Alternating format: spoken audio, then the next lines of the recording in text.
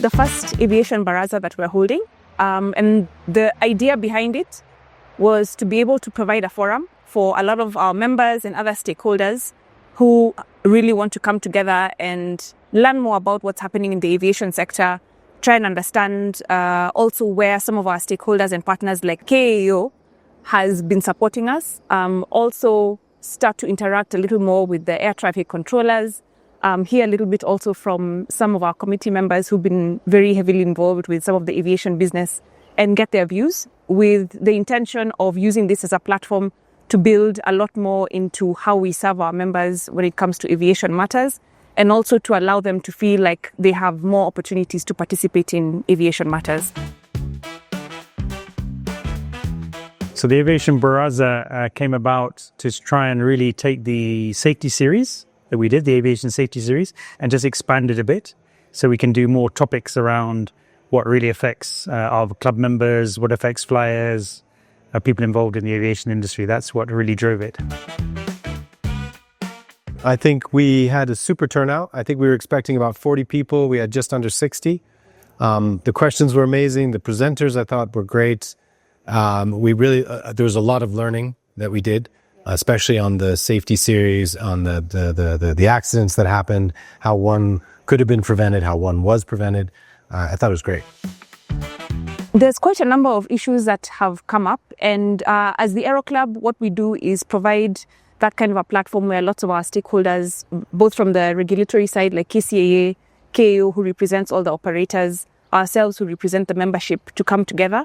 So there's a lot of momentum behind certain issues that have been put on the table, certain things that have been over the last few years not been addressed adequately. So this is actually a great way to update members and to hear directly from a lot of the partners and stakeholders about the progress of some of these critical things.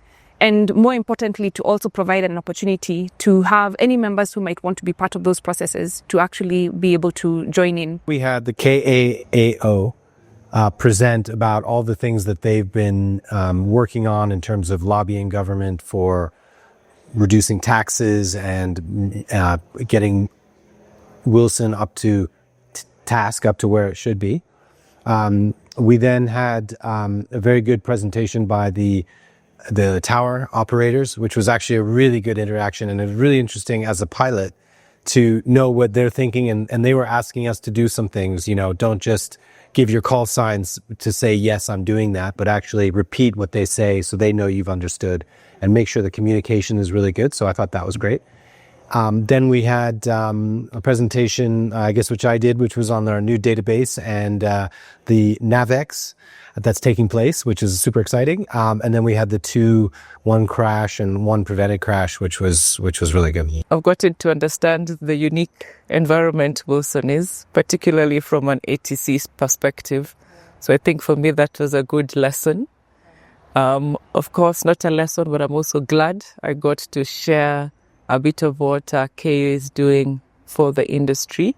So I think that was good as well. And it's also always good to just meet the community, learn from the GA operators, the recreational flying. I've learned they're having some challenges in the regulatory framework, and there's a bit of work to be done there. People have become more sensitive to safety. There are more queries on safety, there are more queries on procedures, which is a good thing. It's going to keep us on our toes, because at the end of the day, we want everyone to fly safely, go home safely, and at the same time, provide efficiency to our airspace. So we have a few things that we'll be able to take back. One is what one member mentioned on 07 and 14 operations, where there may be some hotspots that have always been there, but no one has actually come out and said, let's do something about this. So we will have some good discussions going forward. We're very positive and optimistic that in the coming months we'll start to see a lot more progressive change. We'll start to see quite a number of the issues that have been really weighing down on aviators here within Wilson Airport addressed. And it also allows for a lot of these partners and stakeholders to understand directly how some of the issues we're facing are impacting individuals as well as some of the entities that operate here within Wilson Airport. When we are now dealing with the flight owners, it is easier to implement whatever air traffic controllers now will suggest. When we say some of the things needs to be changed or some of the things needs to be improved on, when you're dealing with the owners directly, we see change very fast. And the good thing about Aero Club is a good number of them, if not all, are our owners. The more people you can get in a room who understand the issues and are able to have a voice, to understand what's going on, and then be given good information that they can digest, the better.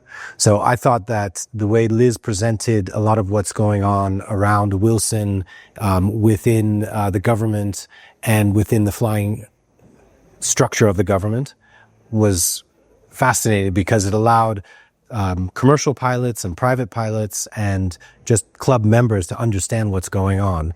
And then it's something that they could then take on as well, be part of it, understand what's going on. When you understand something, then you can take a stance. When you don't, you can't. So I think it really impacts it well.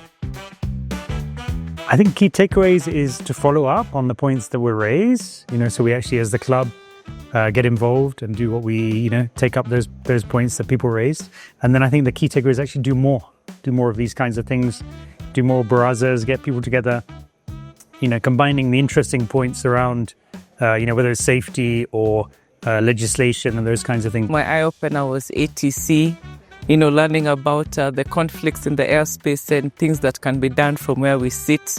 So it can influence policy a lot. And maybe going forward, we do need to invite the policymakers so that they can also understand the perspective from the GA operators. Getting like-minded people together is fantastic, because it just generates energy for the things you're passionate about. And we're all passionate about flying and about safety and about making this community even bigger. And I think that was a really key takeaway for me. And then you're never too old to learn. Even Anthony Gross, who said he actually might use our millennial database. Yes, you're never too old. I know I learned, and I think you're never too old to learn. It's really great to see such a large turnout.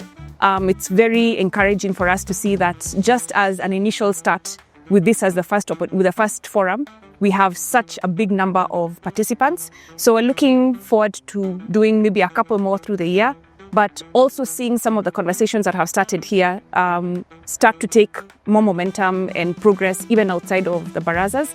So I think I'm very happy if I speak on behalf of the club, but also on behalf of the committee. I think this has been a great success, and we are grateful that people have made time to come. And even more grateful that they are coming in with a lot of input, a lot of feedback, and a lot of willingness to actually participate in many of the processes.